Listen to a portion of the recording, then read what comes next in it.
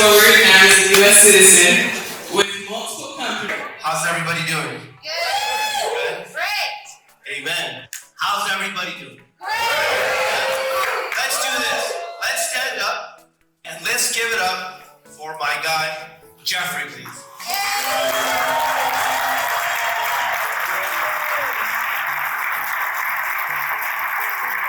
Thank you, brother. Thank you. Let me ask you a question. Okay? Why are we here?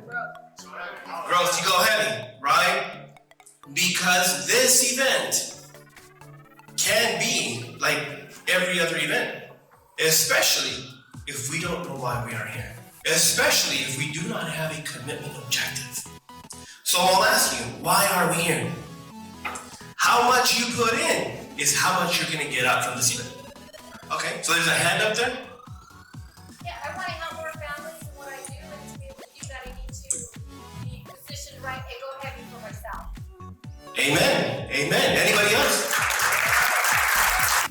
I'm Brian, and definitely want to surround myself with other people who want to get better. At the end of the day, like, we elevate each other. Mr. Welch. And I want to show them that anything is possible, and two, well, go ahead, I want to be better in my business. Yeah, give it up to her.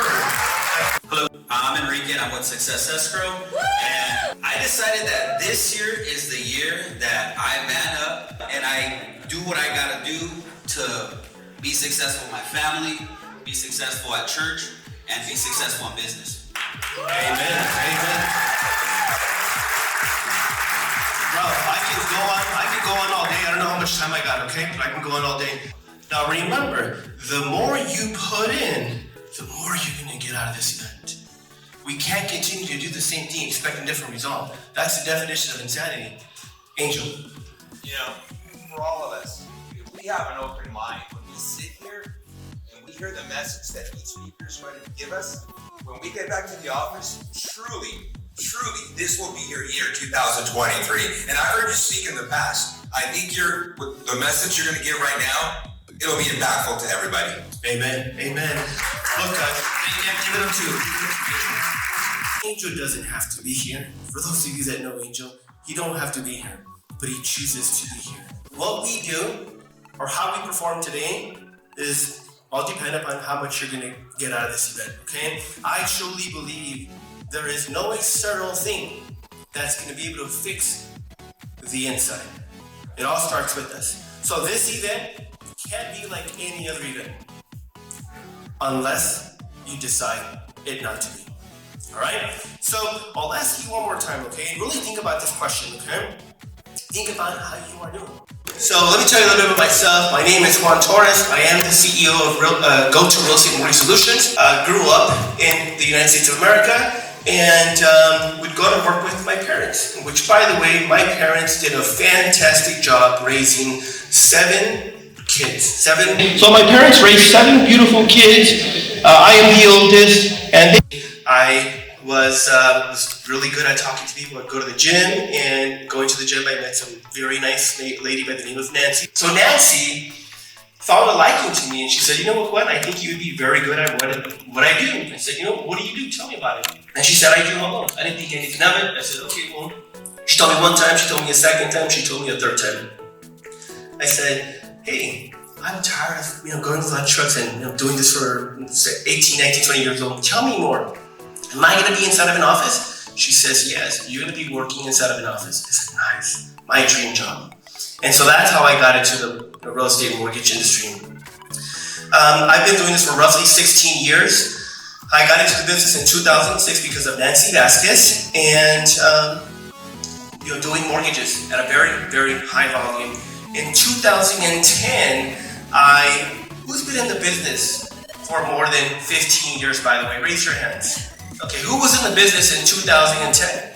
For those of you that were in the business in 2010, the mortgage industry reformed, right? That's when, in order for you to do home loans, all you needed was a Department of Real Estate license, and you could do whatever you wanted. And you probably didn't even need a license back then. But in 2010, the Dodd-Frank reform came out, and then they required every single loan officer to have an NMLS. That was probably one of the toughest time for me because my wife was pregnant. I had to still produce, and I then still had to study to take my test.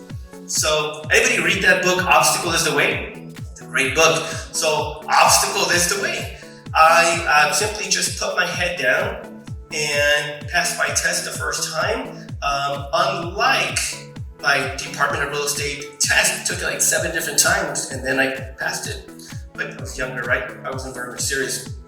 So in 2010, the mortgage business reform changed forever. I personally believe that that was the best thing that could have ever happened in the mortgage business. And for those of you that were in the business back then, you had to declare yourself as a certain type of a loan officer.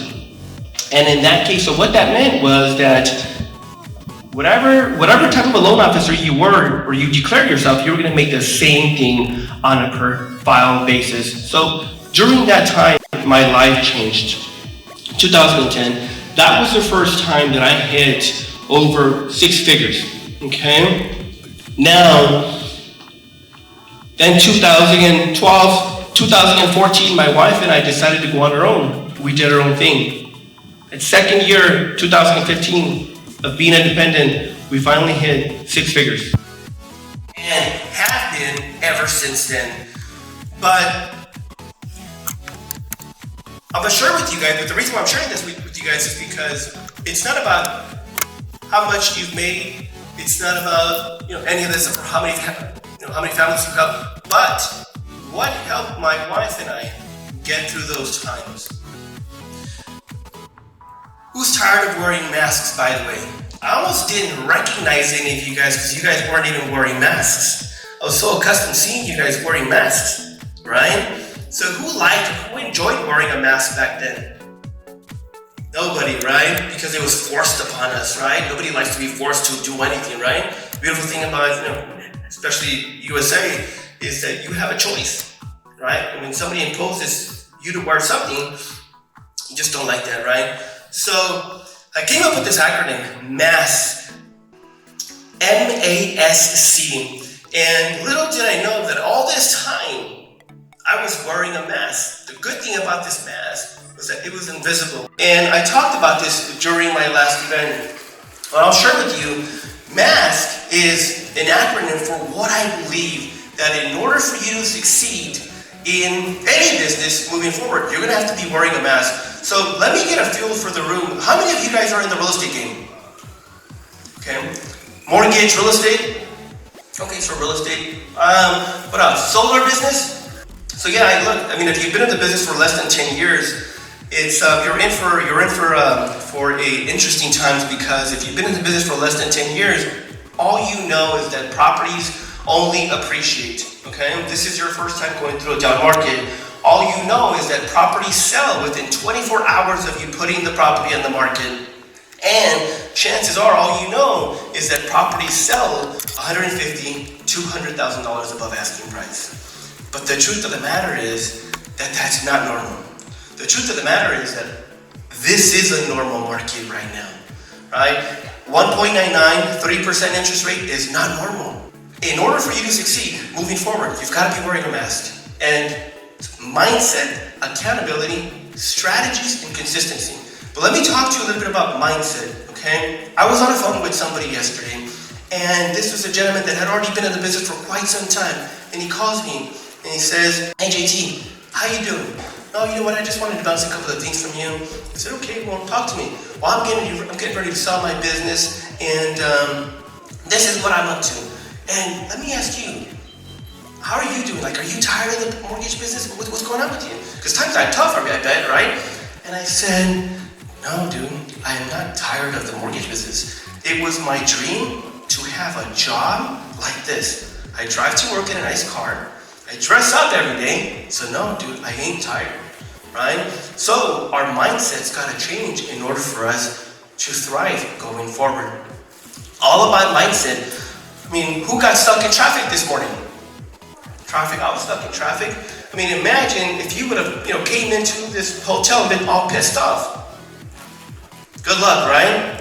Imagine you being stuck in traffic, showing up to a listing appointment, listing price is $1.5 million, and you're kind of mad because you were caught in traffic, right? How's that going to show up, right? So you've got to have the proper mindset to succeed moving forward. Right? And on top of that, you've got to be held accountable.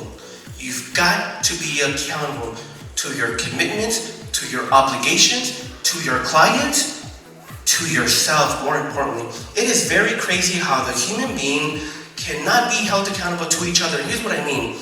If you say you're going to go to the gym, but you decide, you make a decision that you don't, that's totally okay. But all of a sudden, you make a bet with one of your buddies, and you make yourself go to the gym because you do not want to let your friend down. Ain't that crazy? You'll let yourself down, but you won't let your friend down because there's money in the line. That sucks. And chances are they're only 20 or $100. So you're putting a sign, money sign, in front of what it's worth to you, right? So I truly believe that you owe it to yourself, and I truly believe that you've got to be held accountable to yourself. Now, on top of that, strategies. You've got to have strategies moving forward in whatever market, especially in this market. I'll give you an example very quick. Now, you think someone that has a house for sale, all of a sudden comes back to you and says, hey Juan, hey Juan, I think I don't want to sell my house anymore because it's paid off and it hasn't sold over 60 days. I think I want to take the property off the market. But if you have good strategies for that client, I think he can do much more with that cash than with that property he's had for over 30 years collecting a certain amount of money. So you've got to have proper strategies. And on top of that, you've got to be held, you've got to be consistent. Mindset, accountability, strategies, and you've got to do that over and over. Consistency is key. Consistency is key. You can't expect to go to the gym for one day, come back, look at yourself in the mirror. Do I have a six-pack? No, I don't have a six-pack. Shit, I ain't going to the gym anymore. No, it don't work like that, right? It takes time. So mindset, accountability, strategies, and consistency. And guys, I'm sharing this with you guys because that is what helped me get to where I am 16 years later. I hope you guys found this of value, and I hope you enjoyed today. Thank you, guys.